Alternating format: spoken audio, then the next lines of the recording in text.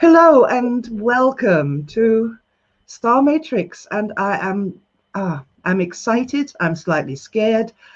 I'm just tingling. I am tingling because here's what happened. I started the Star Matrix channel, and then I said, please subscribe to it to the people who know what Star Matrix is.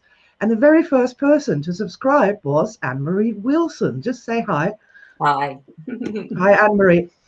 And Anne-Marie was on the very first ever Star Matrix course. Correct. When we didn't know what was going to happen and we had no idea of how this would affect us. And while we were on this course together, we discovered that we had something in common. And what we have in common, and I would say that's above all and everything else, is David Bowie. Yeah.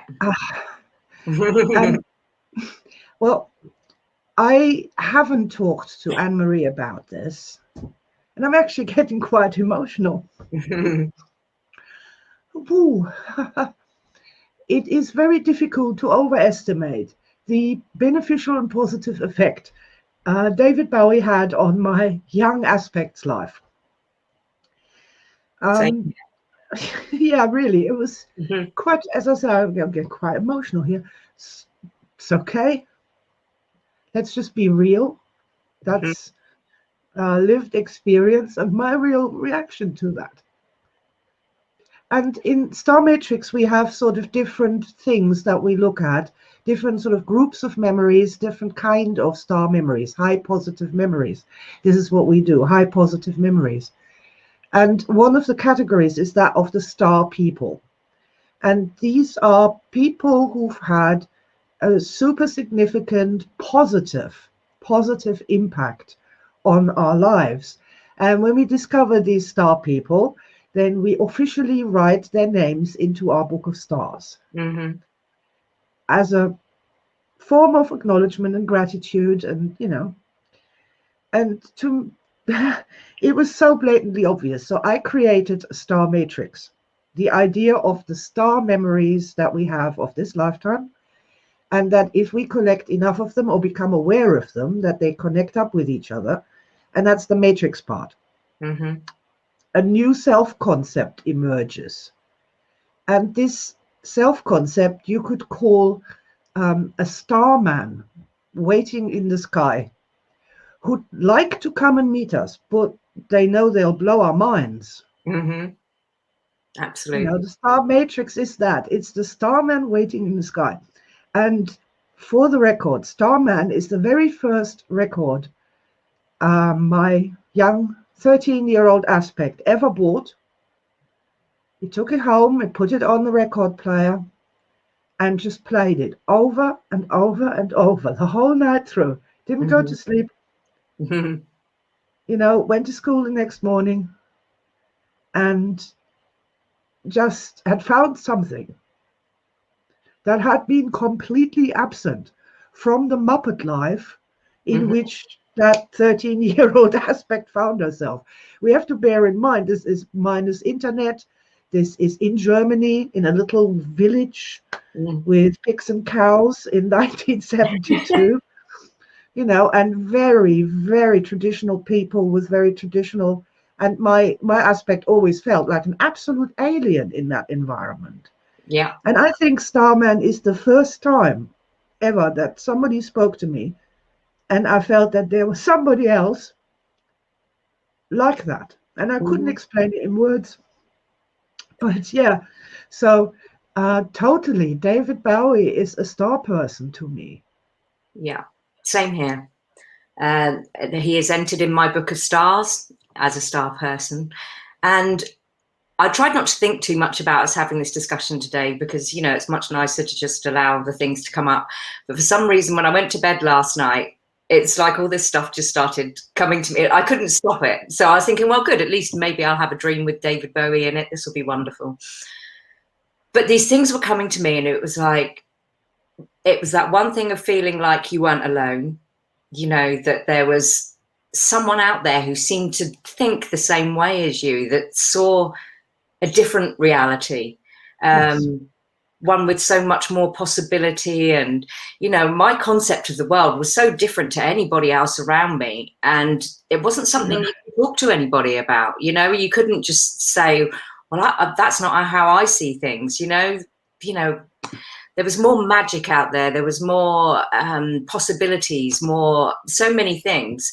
And I grew up, you know, with my sister being older than me, and she was the one who I kind of, you know, heard her music and my parents' music. But of course, we always watched Top of the Pops. You know, that was a family thing. We always watched Top of the Pops. And of course, I remember seeing the Starman performance on Top of the Pops.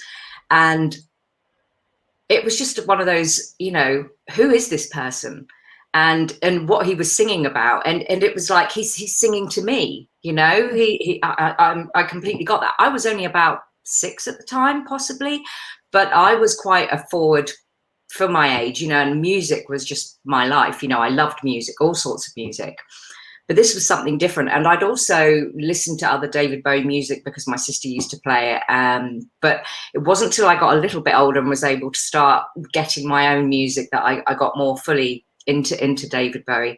But there was just something about him that spoke to me, you know. And I realized last night that it's like his music has been like the soundtrack to my life, you know. I mean, music has always been the soundtrack of my life, but David Bowie consistently, for some reason, after the album Let's Dance, I didn't really buy many more of the albums. I had all of them up until that point. And I just wasn't so keen on it, but it didn't mean that I stopped playing the others, because they like I say, at any point in my life when I needed to feel a certain way, it would be, oh, let's put Diamond Dogs on, you know, because my, you know, the one, I'm getting all the tingles now, but it's the one that really does it for me, you know. It's like, it just, yeah. And it when we spoke recently, and I hadn't played it for a while, when we were saying what our favorite albums were, and I put it on straight away and was just overwhelmed at the sensations, you know, the tingling and the energy rushing through me. And it was just so many memories, though, so many memories associated with that album alone, let alone all the others. Oh God, yeah. I remember us talking about it, and I actually remembered that I taught a boy to dance the waltz to After All. Yeah. But all the lyrics on that album. That's where Play Space came from, in this huge empty reception hall for 250 people, with all the disco lights on over the completely just the two of us, because it's our hall. And I taught him to dance the waltz to After All.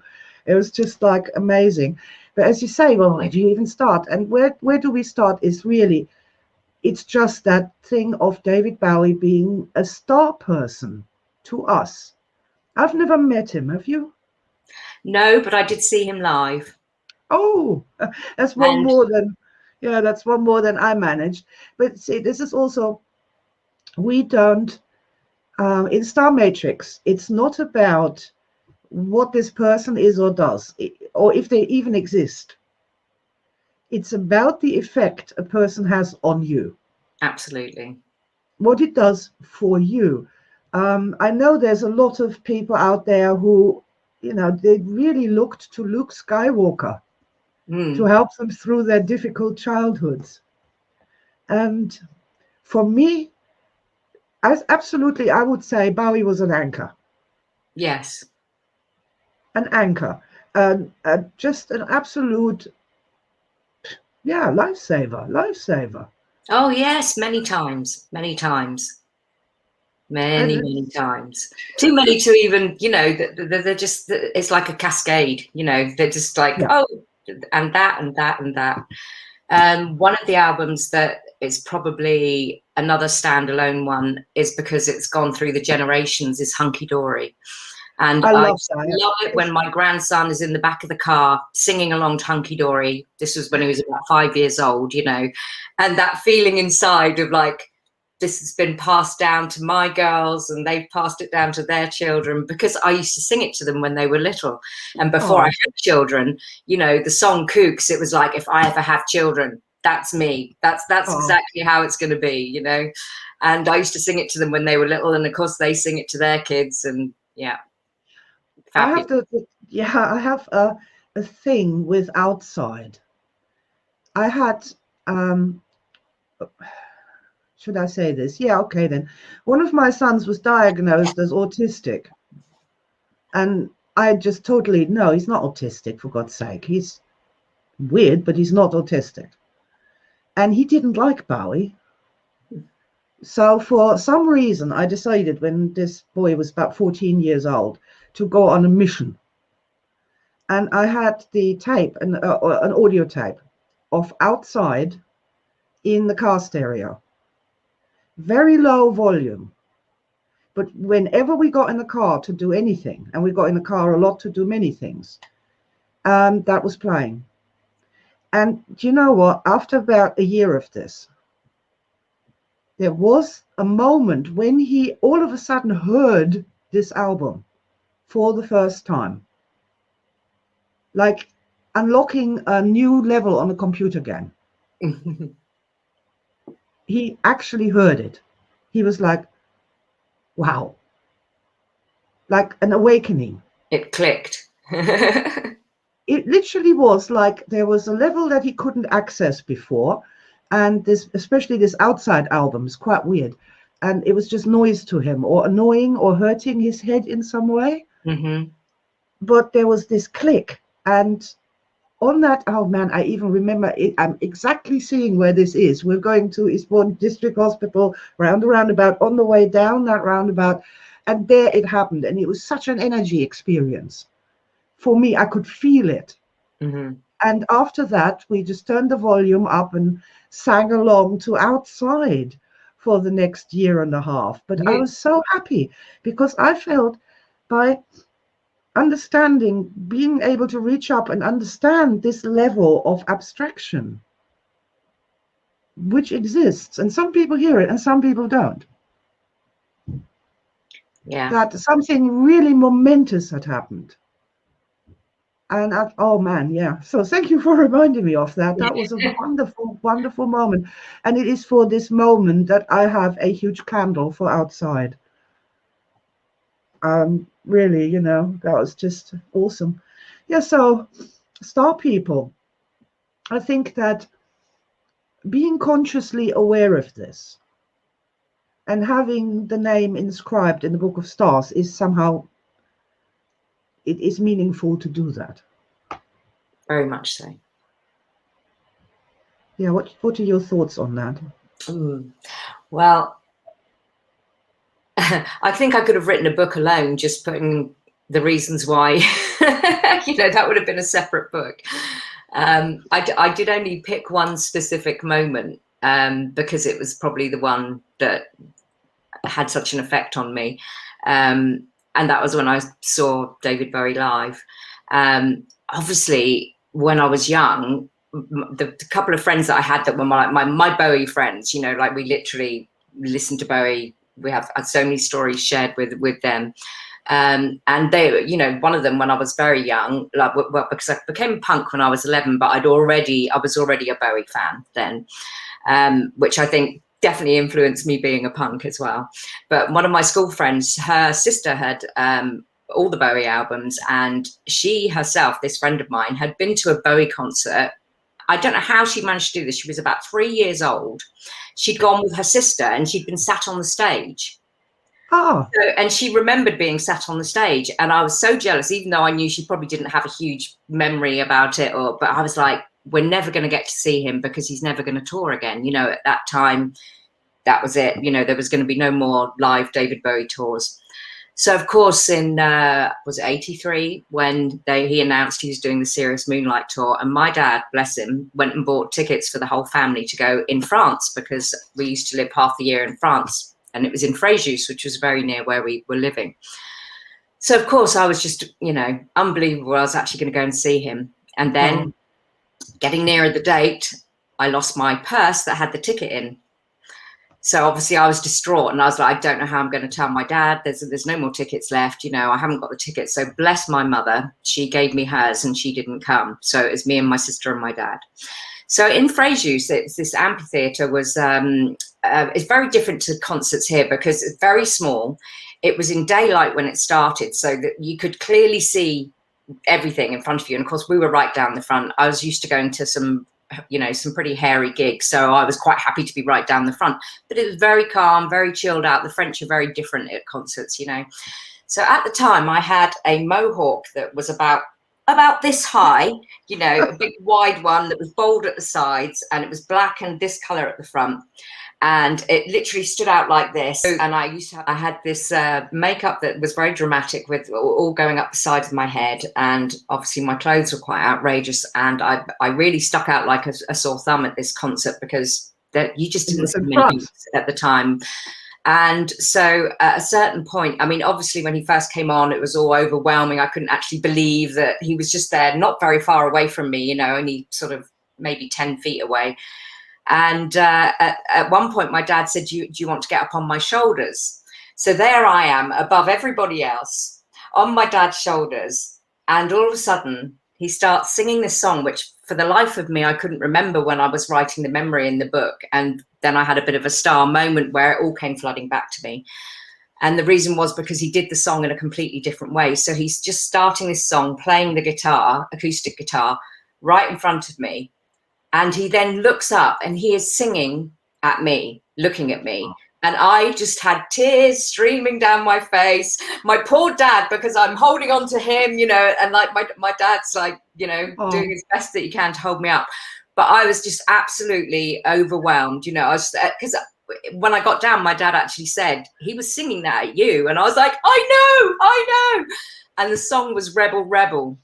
And he started it off slowly, like acoustic, just because that's why I didn't remember it, because it wasn't in the format that I would normally think of the song. So I was very confused as to what it was. And then I remember it just came to me the other day while I was dancing. It was like, it was Rebel, Rebel. You remember he did this. And it all came flooding back to me in a moment of like, and yeah, so it was a very precious moment. And that's the main one that I put into the Book of Stars, because it was that moment when I realized because I kind of looked round, you know, it's like, no, I'm the only one up this high. It's me he's looking at. And I knew, because, you know, you think they can't see you. The lights are in the way. It was broad daylight. And it was a very special moment. It was, yeah. To be acknowledged by somebody who had been and still is a guiding star in my life. not so much a guiding star. That's a technical term for something else. I know. But that's what it felt like to me. You know what I mean? Well, yeah, a star person. Yeah, absolutely. A real star person. And yeah, oh man, I thought of something and it's now gone completely out of my head. So it is what it is, as they say. But it's just fascinating, isn't it? That, I know what I thought. I thought that in order to have that star experience that you did have, both your mother and your father contributed most significantly to that. Absolutely. And that's also interesting to acknowledge, isn't it? Yeah. Yeah. Bless my mum to this day. I'm so grateful that she gave up her ticket for me. And your dad for carrying you on your shoulders. You know? I mean, the whole family had always been fans, but obviously I was the Bowie expert in the family, you know. But they were all really excited about going, and even my dad and my sister got very overwhelmed when he first came on. You know, I could see you just couldn't help yourself. It's like this special moment that I never thought would happen. Never thought it would happen. Do you know what? I really do believe that people need to talk more about these events.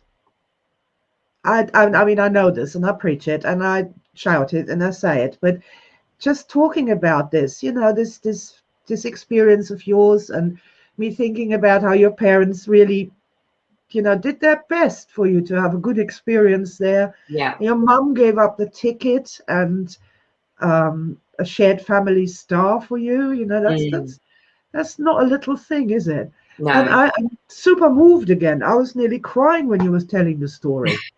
I'm that close to, imagine, because I was like sort of transporting myself into this on somebody's shoulder and Bowie singing And I was like, oh, you know, I was kind of living it with you.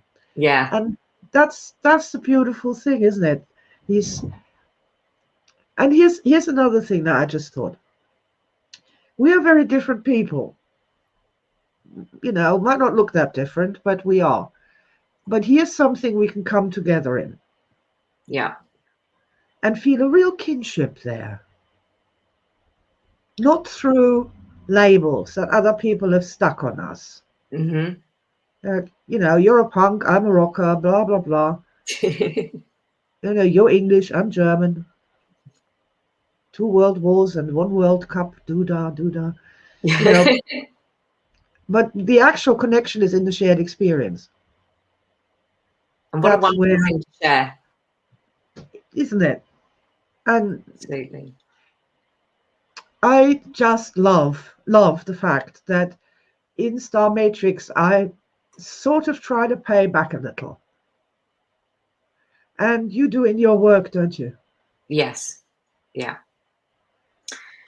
Yes. It's kind of become my mission. It's been a driving force that that people don't have enough love in their lives, and that I'm talking about real love, the love that comes from within.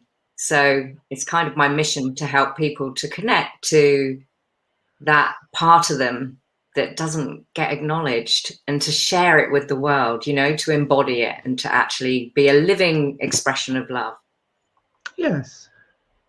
And there's such a strong connection to real love with David Bowie, not so much in that I really loved him, but what came through in his music.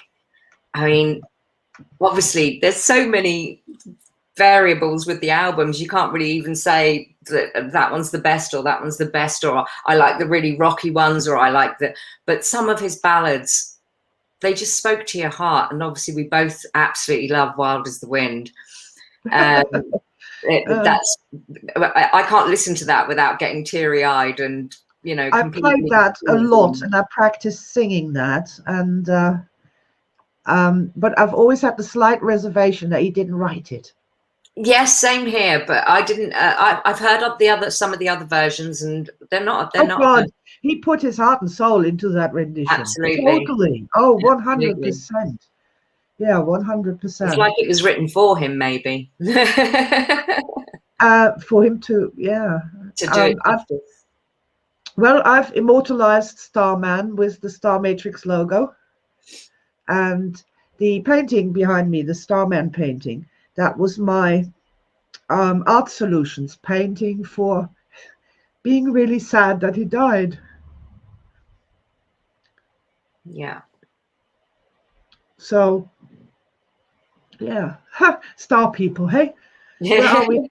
I found this morning, and I thought, oh, that's a bit Bowie, isn't it? Just a bit. Excellent. So do you think, Sylvia, that when you created your Starman, did you have David Bowie in mind, or do you think that was the Mirror Man here? The Mirror Man. Did you have that realization afterwards? No, that was at the time. I am really unsure as to why I made that, because it's quite a long time ago I made that. I just had to make it, and I was very excited about it. It's called the Mirror Man originally.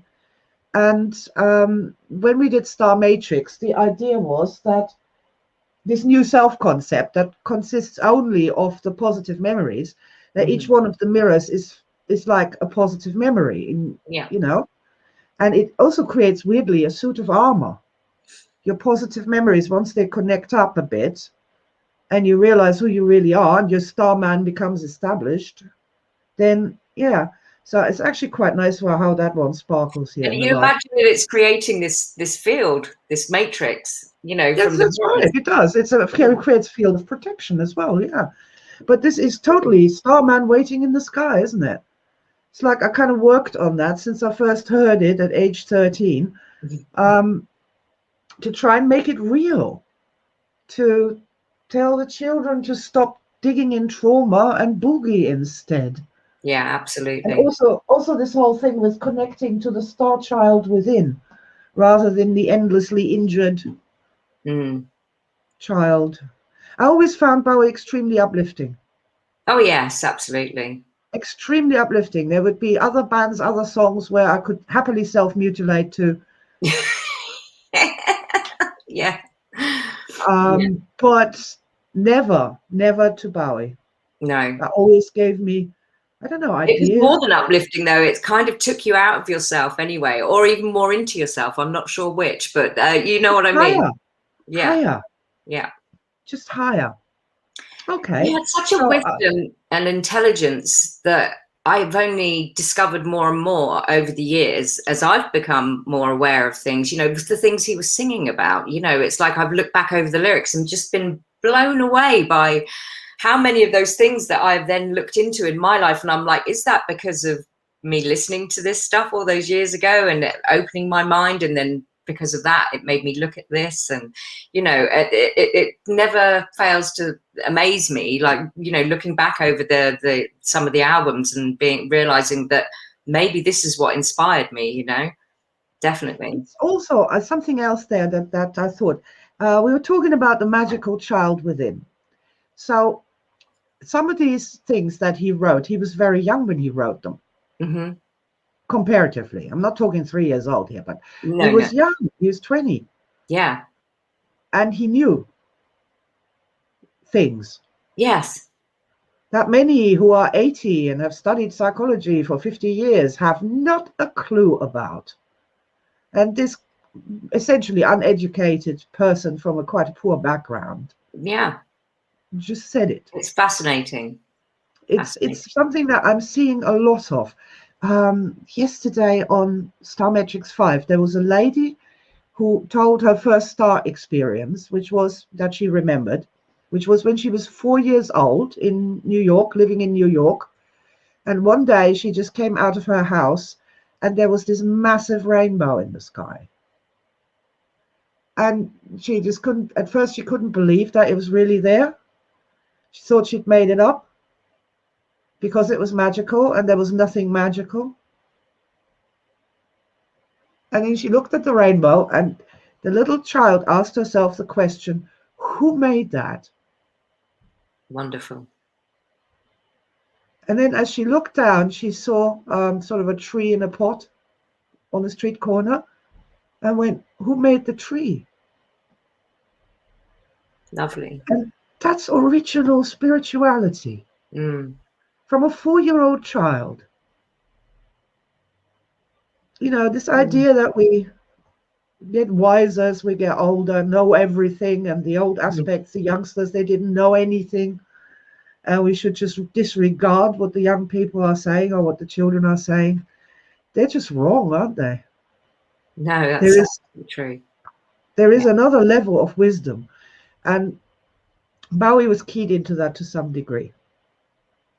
This other level, this invisible, ultraviolet level. Yes, definitely. And which brings just, so much magic. And I have to say, I don't know what the word is for this. I mean, a lot of these things, the words just fail you, don't they? Well, yeah. I'm gratified that the Starman thing has become my thing. And that I'm now talking about that we all really do have a Starman who is really waiting in the sky for us. And that is this other higher level self-concept that just is completely different than this Muppet idea of just being a fat old lady. I mean, who cares, you know? I might be that, but I'm also so much more. Oh, yeah. And being consciously aware of that is sort of the first step to do something positive with it, isn't it? Yes, absolutely. So, yeah. I was just going to say another thing about Bowie that I always loved, that I always felt there was a lot of humor in his music as well. You know, he was very good, very astute, very so aware of so much, and then to interpret what he experienced into his songs. that sometimes seemed really cryptic. You know, you kind of had to go, what's he singing about there? And as I say, over the years, the more meaning has come out of his songs that I just, you know, there's so much humor there, which, you know, is extremely important to remember to laugh. Well, humor is a signifier of a high energy state. Mm-hmm. When we lose our humor, when we become humorless, that is a signifier of deep stress and actually mental illness. Yes. If you really want to push it that far, which I do, I want to push it that far. Push. Humorless people are mentally ill, diagnosis. And so it makes sense that there is a lightness and a laughter associated with these things. Yeah. And also this sort of desire to return to it. Mm-hmm. Just thinking of rock and roll suicide here, which starts off matching the state of somebody who's really depressed. So somebody who's really depressed can put that on and feel understood. Yeah. But then it evolves. And unlike some other bands who start in a depressed state and then it gets worse and worse and worse and worse and worse and worse and worse. And we all, I think, know what I'm talking about here. And it doesn't. It starts off depressed, matches the state. I understand you. I'm with you. But now, hear this. And it goes up to a yes. And I think that's sort of indicative, really, of that essential desire to actually help people. Yeah, absolutely. So not just earn a ton of money and retire on the beach, but to actually continue to somehow do your best to uplift and inspire people. Jesus Christ, I'm crying again. Bless you. Oh God, out comes the very large toilet roll. Well, I don't care if people think I'm stupid, but if you are really get emotional about wanting to, you know, uplift people and, you know, be contributing to that, then what else is there to be emotional about? You know, we're all here for each other. Yep. And most people can't realize that unless they've had enough energy. You know, if you don't have the energy, you have got nothing to give. And you need to suck it off of other people or in weird ways or, you know, whatever. But it's, Or you just go and look for some star memories. Absolutely. You know, my book of stars, I have to say the most common or the most, most entries I have are around funny things, because I've had a lot of funny things happen in my life. And I always look for the funny side of everything, even if it's a bit dark and twisted, it's still funny. In fact, sometimes the more dark and twisted, the more funny it is. And I have to say that the majority of my entries are lots of funny memories. And it's actually, I can't usually say to my daughter to recommend something because she likes to do things her own way, which is good. I completely encourage that. But we love sharing silly stories or funny things that have happened, you know, with her family and me at this end. And because she lives far away from me, so I don't see her very often. And the other day I said, you've got to write these down. I said, because they're so great. I said, and you don't need to write much, just a couple of lines that will bring that memory back to you. And so she's bought a book now, and she's going to start all her, you know, for her, it's all her happy, funny memories, you know. So I was like, brilliant. Wow. Because the kids certainly provide a whole lot of them for her. This is also then, I don't know if anybody finds their way to this who isn't, you know, one of us. But if there's anybody out there who's a real fan of Bowie or anyone else who has that person as a star person, movie star, rock star, fictional character like Luke Skywalker or, you know, Princess Leia, I don't care. Doesn't matter, does it? No. Start writing down those special moments with that character, to become aware of it, to actually connect with how that made you feel. Because this moment, when how that made you feel, is inspiring, it's supportive, it is connecting you to this truth that you experienced in that moment. It's lived experience, but it's positive lived experience. Absolutely. So I could imagine somebody who's a huge Bowie fan, or to just write down some star memories with the songs or with the concerts or with the television appearance and so on, and thereby get somehow closer to that star person and to kind of activate them so they can help you more in your life. Yeah, absolutely. Yeah. Now that I could see that being quite attractive for youngsters to do, who have that thing that we had with Bowie, and to allow him to support us, or the star person, to really allow them to take that gift that they have given us. And I'm crying again. That gift that they have given us, to really take that and unlock it, and what else is in there for me? What else can I discover in that? Oh, it'd be wonderful, wouldn't it? Like a treasure chest. It is a treasure chest. Totally. Totally. Absolutely. So Sylvia, what was your thoughts on The Man Who Fell to Earth? The film, were you a big fan? Well, that was a bit of a, now we're going to talk about traumas. So here we have one of my very favorite science fiction books. At that time, that I really, really loved. And we have David Bowie starring in it.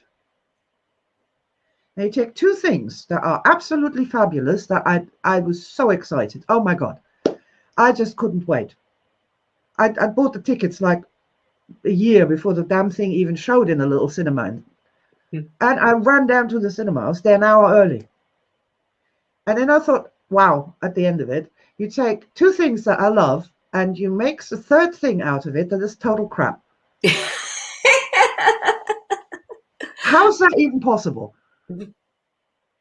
I was reflecting on this, the mystery of that, all the way home. And it's a long ride on a bicycle uphill, that is. And it's still a mystery. I mean, this happens with what you call those things, adaptations, isn't it? Yeah. When you adapt your favorite novel to film, and you look at it and you think, how the hell could you take something so good and make it so bad? It's just, having said that, I have recently seen it afresh, and as a thing in its own right, and a record of its time. Yeah. It isn't as horrendous as my poor well, obviously, I didn't read the book, so that was obviously a bit of a blessing for me, because yes, my friend Olive, who was my Bowie buddy, we used to watch it, well, to the point that I probably know all the dialogue. I know the film so well. I haven't watched it for a very long time, but we just love Bowie so much that he could do no wrong. And in fact, I actually have changed my hair to be that bright orange with the blonde at the front, and had it like that for probably a good 6 months, which was a long time for me, except that mine was all spiked up. But obviously when it wasn't spiked up, it was exactly the same. I got it exactly the same color. I was so proud of myself. I was thinking about some of the various things that I did over the years, like shaving my eyebrows off when I was probably about 14, 15, from, the Aladdin saying no eyebrows. But I used to actually draw them on in different colors to match whatever color my hair was, so that was my excuse. But really, I know where I got the inspiration from. Well, I'm pretty sure if I watched The Man Who Fell to Earth today, I would have a different take on it. Yeah. It's just, at the time, it was just bizarre. I had high, obviously the aspect had high expectations. Yeah, I bet. Of some sort of transcendental experience with the favorite book and the favorite person in the world. Oh, come on, it's funny now. Like, you're telling of it, it's really funny. Yeah, in hindsight, it's quite amusing, but yeah. Okay, so we are been here quite a while. So what's our last words on the topic of David Bowie? Oh, I don't know. I wanted to ask you just for my own satisfaction. What's your favorite album to sing along to? My favorite album to sing along to. Oh, that would be definitely Space Oddity. Ah, now you say that. I think you might have trumped what I was going to say. Because I think for me, it's three. It's Hunky Dory. I love singing along to Space I Oddity. love Hunky Dory too. Hunky Dory is wonderful. Yeah, It's so cheerful. It's so cheerful.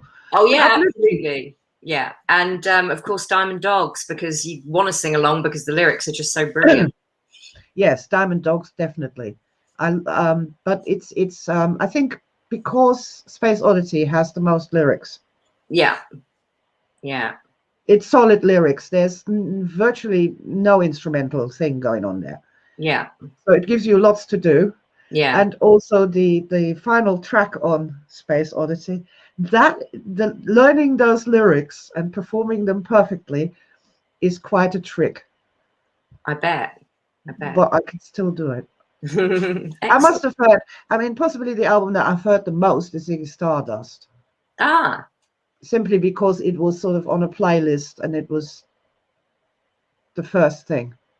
So I probably have heard that one the most. And of course, Ziggy Stardust has Starman on it, doesn't it? So that makes sense. Just to show you here, I still have all my vinyl. I got rid of all, pretty much all of my vinyl apart from The Doors and David Bowie and Susie and the Banshees. Hey, before you put that away, let's take a screenshot of that. Screenshot must be taken. You can see them all. Yeah, that's cool. There you go. Cool. Love it. Beautiful. Oh. I couldn't part with them. So I would say here, thank you, David, for having done what you did. Absolutely. Lots of people are very grateful, and at least 2 people have inscribed your name in our books of stars. And will continue to inspire us to help people in a, I don't know, different way. Yeah. In a more accepting is not the right word here. Understanding way of this mysterious ultraviolet level that is real, that exists. We're not imagining this. There are people who talk of it, they sing of it. It is, for some people, they can't live without it. We could call it all sorts of things. I would think what comes to my mind is this has to do with the soul. Yeah. That this ultraviolet circuitry is the soul. And some people just need that being spoken to and acknowledged and touched. Mm-hmm. And I'm one of them. Yeah, me too. Hand on heart. Yeah. Thank you, David Bowie. Yes, thank you, David Bowie. And thank you so much, Annemarie. It's a pleasure. For having been here with me and celebrated our first, and this is the first star person on this channel. Hopefully there'll be lots more stories and talks about all sorts of other star people and star beings and star entities as well. Absolutely. Because they are possibly the primary inspiration for us that we need to, I don't know, keep going in these crazy times, to keep the focus on what's right, keep the focus on love, really. Yeah, absolutely. Yeah. And as you say, real love. So thank you very much, Annemarie. My pleasure. Thank you, Sylvia. Thank you, David. Wonderful. Lots of love to everyone else. Bye for now. Bye-bye.